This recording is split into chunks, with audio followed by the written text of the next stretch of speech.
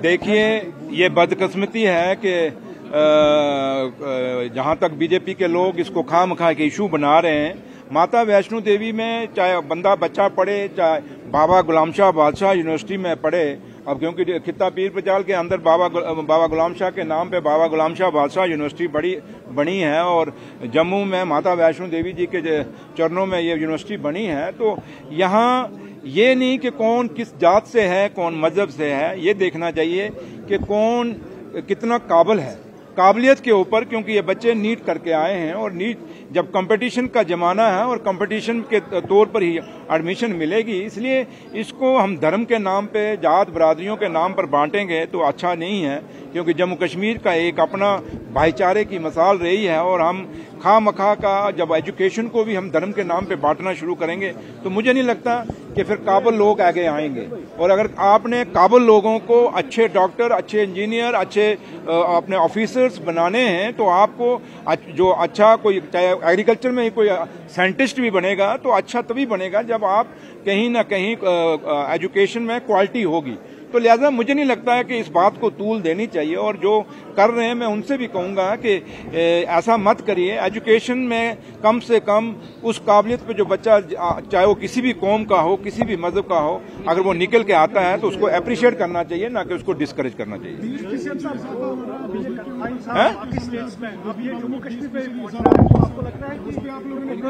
देखिए, आप बिजली का कोई इजाफा, ये मीडिया क्रिएट किया हुआ इजाफा है। अगर कल आपने उमर साहब का एक डिटेल में बयान सुन लिया, जब उमर साहब ने कहा कि ये फाइल मेरे पास साइन करना तो दूर है, ये फाइल मैंने देखी भी कहीं नहीं कि किसने हाई किया है। तो इसलिए ये एक मतलब कि क्योंकि कुछ ताकतें ऐसी हैं जो उमर अब्दुल्ला सरकार को कमजोर करना चाहती हैं, तो वो नए के नए इशू रोज जम्मू कश्मीर में उठाते हैं। लेकिन मैं आप लोगों से भी अपील करूंगा कि ऑथेंटिकेट ऑर्डर आप किसी के पास है कि 20% बिजली के बिलों में हमने बढ़ोतरी की है, वो किसी के पास नहीं है। हम सिर्फ बस कह रहे हैं जनाब बढ़ गया उमर अब्दुल्ला सरकार बढ़ा गया। इन चीजों में, र्यूमरबाजी में, इस अफवाहबाजी में जम्मू कश्मीर ने आके भी बड़ा नुकसान देखा है। और मैं आज भी आप लोगों से अपील करूंगा कि इस र्यूमरबाजी से बचना चाहिए, अफवाहबाजी से बचना चाहिए, अपने लोगों को गुमराह नहीं करना चाहिए। क्लियरिफिकेशन आई थी सीएम ओवरब्लॉक की तरफ से, लेकिन आप आधा रोना जो है फिर से बोल रहे हैं कि हम 20 दिसंबर तक जो है इनको अल्टीमेटम देते हैं, उसके बाद हम फिर से प्रोटेस्ट करेंगे। तो उस पर क्या कहेंगे आप? देखिए, अब वो क्या कहते हैं, अगारुल्लाह साहब क्या नहीं कहते, मुझे उससे कोई लेना देना नहीं। मैं एक ही बात जानता हूं, अगारुल्लाह साहब को किसने रोका है। और अगारुल्लाह साहब अब कोई ऐसे गली के या किसी मोहल्ले के या किसी टाउन के खड़पेंच नहीं है, वो ऑनरेबल मेंबर पार्लियामेंट है। और मेंबर पार्लियामेंट को किसने रोका आप? क्योंकि आज यूटी है हमारी, अभी पार्लियामेंट लगेगी, वहां बात रखे ना अपनी। मतलब किसने, आज मैं एमएलए नहीं चाह रहा हूं, मैं कहूं जी मैं प्रोटेस्ट करने जा रहा हूं, फिर मैं एमएलए किस काम का हूं? तो इसलिए ये एक ब्रेकिंग न्यूज बनाने के लिए, एक अपने आप को खबरों में रखने के लिए आप जरूर ये कह सकते हैं, लेकिन ऑनरेबल एमपी हैं और एमपी का अपना एक प्रोटोकॉल है और उनको बात करनी चाहिए। आए ना सीएम साहब से बात करें, आए वो हिंदुस्तान के प्राइम मिनिस्टर से बात करें, होम मिनिस्टर से बात करें। मतलब सड़क पे एक बयान दे देना एक एमपी को क्या जचता है? अगर आप सही मायने में लोगों के हमदर्द हैं, पहले वो रिजर्वेशन पे बोलना शुरू हो गया, देखा कि रिजर्वेशन पे सरकार ने अपना जो है फैसला वो कर रही है, तो उसको हट के आप आ गए हैं बिजली पे। मकसद एक ही है कि मैं आप लोगों से यही अपील करूंगा कि हमें इन सवालों से दूर हटना चाहिए। और जो भी आदमी हो, चाहे मैं सुरेंद्र चौधरी भी क्यों ना हो, अगर मैं कोई अपने आप को लाइमलाइट रखने में या अपना कोई अपने को ट्रेंड कराने के लिए कोई बयानबाजी करता हूं रोज उठ के, तो मुझे भी इग्नोर करना चाहिए। आपको वो चीजें देखनी जिसमें जम्मू कश्मीर का एकता बढ़े, जम्मू कश्मीर का भाईचारा बढ़े और जम्मू कश्मीर में अफवाहबाजी न चलाएं। आप करें, किसने रोका आपको? हिंदुस्तान के आईन ने कहीं किसी को नहीं रोका। तो इसलिए मैं इस पे ज्यादा, जब उमर साहब ने एक ऑनरेबल चीफ मिनिस्टर जो इंचार्ज मिनिस्टर हैं बिजली के, पावर के, जब उन्होंने क्लैरिफिकेशन दे दी है, तो मुझे नहीं लगता कि आप कभी हम उसका कहें वो ये बोल रहा है या वो है। सरकार किसी के बोलने से नहीं चलती, सरकार लोगों के कहने से चलती है। हाँ, ये बड़ी दुख की बात है धर्मेंद्र जी की, क्योंकि हमने बचपन से उनकी पिक्चरें देखते आए हैं, आप लोगों ने भी देखी होंगी। वो हंसमुख चेहरा और वो चेहरा जो आज 89 ईयर्स की एज में भी जब भी उनकी कोई वीडियो आती थी वो जवानी में आती थी, जैसे कोई जवान बोल रहा, और खुद वो कहते थे मैं अभी मैं बूढ़ा नहीं हुआ, मैं जवान हूं, धर्मेंद्र जी कहा करते थे।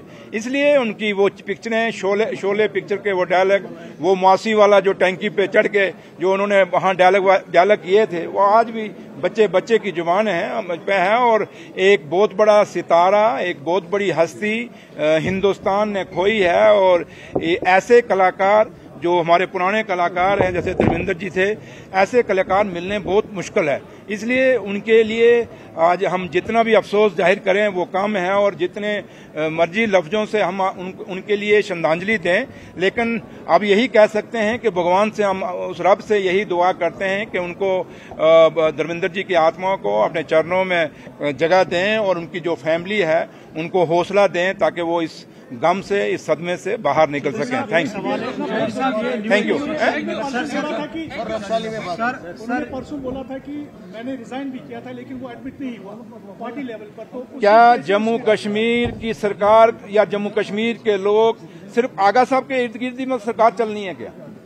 देखिए वो क्या कहते हैं, रोज कहते हैं, उनको छोड़िए। मैंने कहा ना, जम्मू कश्मीर की आवाम क्या कहती है, जम्मू कश्मीर के लोग क्या कहते हैं। जैसे मैं नौशहरा से जीत के आया हूं, मेरे नौशहरा के लोग क्या कहते हैं वो मैटर करता है। रही मैंने कहा कि जब वो एक आम आदमी नहीं है, वो आज हिंदुस्तान की पार्लियामेंट में जो सबसे बड़ी पंचायत, हमारी महापंचायत है हिंदुस्तान की, उसके मेंबर हैं। उनको किसने रोका है? वो आए ना, अब सड़क पे रोज बयान दे देते हैं, लेकिन उनको बोलो ना उमर साहब को अगर आपने रिजाइन दिया था तो रिजाइन है कहाँ है? आप कह रहे हैं ना, आप कह रहे हैं उन्होंने रिजाइन दिया था, तो रिजाइन का कॉपी कहाँ पे अगर उन्होंने रिजाइन किया हुआ है? दूसरी बात कि जहां तक ताल्लुक है कि अगर उनको कोई प्रॉब्लम है, तो समझते हैं कि लोगों की हमदर्दी करनी है, तो फिर वो उमर साहब के पास आए ना।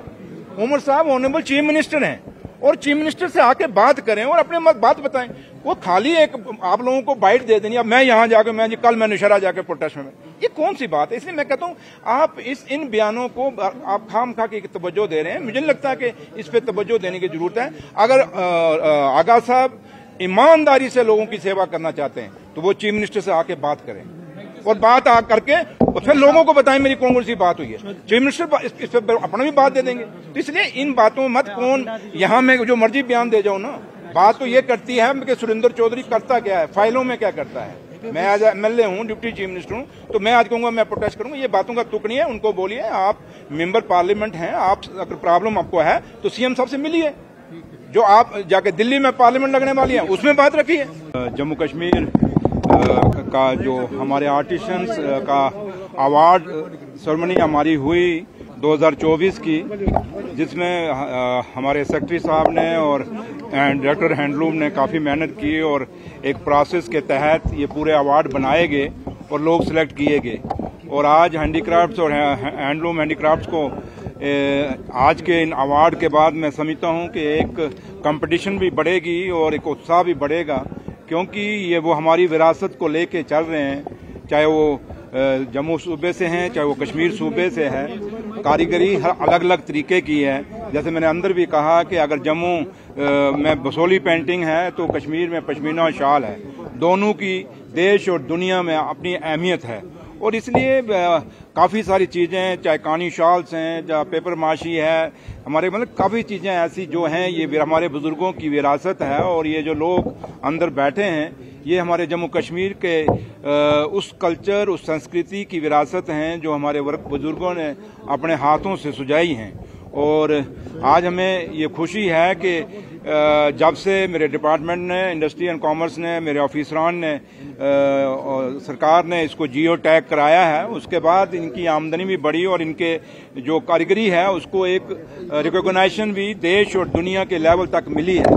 तो लिहाजा ये अवार्ड सेरेमनी थी। आज जिन्होंने अवार्ड लिया है आर्टिशंस हैं, उनको मैंने मुबारकबाद दी और कल जो अगले साल फिर दोबारा हम जो ये अवार्ड सेरेमनी रखेंगे और उम्मीद करते हैं कि इससे भी ज़्यादा लोग, इस अवार्ड के बाद ज़्यादा लोग अपने अपने जो हमारी विरासत है उसको उसमें काम करेंगे, उसमें मेहनत करेंगे और अगले साल और ज़्यादा अच्छे लोग आगे आएंगे, जिससे और ज़्यादा कंपटीशन पैदा होएगी। और आज की डेट में मैं इन जितने भी आर्टिशंस हैं इनको मुबारकबाद देता हूँ और हमारी उमर अब्दुल्ला सरकार की और मेरे लीडर उमर अब्दुल्ला साहब, ऑनरेबल चीफ मिनिस्टर की यही कोशिश है कि ये विरासत हमारी जो हैंडलूम हैंडीक्राफ्ट की है इस डिपार्टमेंट को मजबूत करें, ताकि अगर ये डिपार्टमेंट जितना ही भी मजबूत होगा उतने हमारे आर्टिशियंस जो इसके साथ जुड़े हुए हैं वो लोग भी मजबूत होंगे।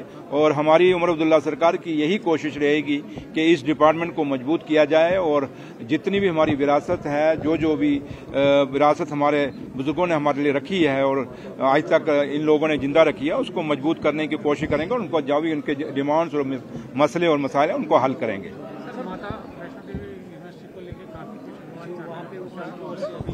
देखिए, ये बदकिस्मती है कि जहां तक बीजेपी के लोग इसको खामखा के इशू बना रहे हैं। माता वैष्णो देवी में चाहे बंदा बच्चा पढ़े, चाहे बाबा गुलाम शाह बादशाह यूनिवर्सिटी में पढ़े, अब क्योंकि खित्ता पीर पचाल के अंदर बाबा गुलाम शाह के नाम पे बाबा गुलाम शाह बादशाह यूनिवर्सिटी बनी है और जम्मू में माता वैष्णो देवी जी के चरणों में ये यूनिवर्सिटी बनी है। तो यहाँ ये नहीं कि कौन किस जात से है, कौन मजहब से है, ये देखना चाहिए कि कौन कितना काबिल है, काबिलियत के ऊपर, क्योंकि ये बच्चे नीट करके आए हैं और नीट जब कंपटीशन का जमाना है और कंपटीशन के तौर पर ही एडमिशन मिलेगी, इसलिए इसको हम धर्म के नाम पे, जात बरादरियों के नाम पर बांटेंगे तो अच्छा नहीं है, क्योंकि जम्मू कश्मीर का एक अपना भाईचारे की मिसाल रही है। और हम खामखा का जब एजुकेशन को भी हम धर्म के नाम पे बांटना शुरू करेंगे तो मुझे नहीं लगता कि फिर काबिल लोग आगे आएंगे। और अगर आपने काबिल लोगों को अच्छे डॉक्टर, अच्छे इंजीनियर, अच्छे अपने ऑफिसर्स बनाने हैं तो आपको जो अच्छा कोई, चाहे एग्रीकल्चर में ही कोई साइंटिस्ट भी बनेगा तो अच्छा तभी बनेगा जब आप कहीं ना कहीं एजुकेशन में क्वालिटी होगी। तो लिहाजा मुझे नहीं लगता है कि इस बात को तूल देनी चाहिए। और जो कर रहे हैं मैं उनसे भी कहूंगा कि ऐसा मत करिए। एजुकेशन में कम से कम उस काबिलियत पे जो बच्चा, चाहे वो किसी भी कौम का हो, किसी भी मजहब का हो, अगर वो निकल के आता है तो उसको अप्रिशिएट करना चाहिए, ना कि उसको डिस्करेज करना चाहिए।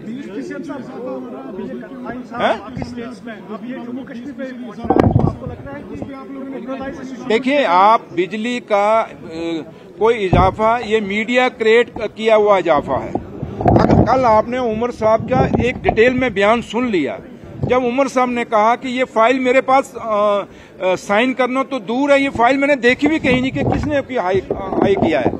तो इसलिए ये एक मतलब कि क्योंकि कुछ ताकतें ऐसी हैं जो उमर अब्दुल्ला सरकार को कमजोर करना चाहती हैं, तो वो नए के नए इशू रोज जम्मू कश्मीर में उठाते हैं। लेकिन मैं आप लोगों से भी अपील करूंगा कि ऑथेंटिकेट आर्डर आप किसी के पास है कि 20% बिजली के बिलों में हमने बढ़ोतरी की है? वो किसी के पास नहीं है। हम सिर्फ बस कह रहे हैं जनाब बढ़ गया, उमर अब्दुल्ला सरकार बढ़ा गया। इन चीजों में, र्यूमरबाजी में, इस अफवाहबाजी में जम्मू कश्मीर ने आके भी बड़ा नुकसान देखा है। और मैं आज भी आप लोगों से अपील करूंगा कि इस र्यूमरबाजी से बचना चाहिए, अफवाहबाजी से बचना चाहिए, अपने लोगों को गुमराह नहीं करना चाहिए।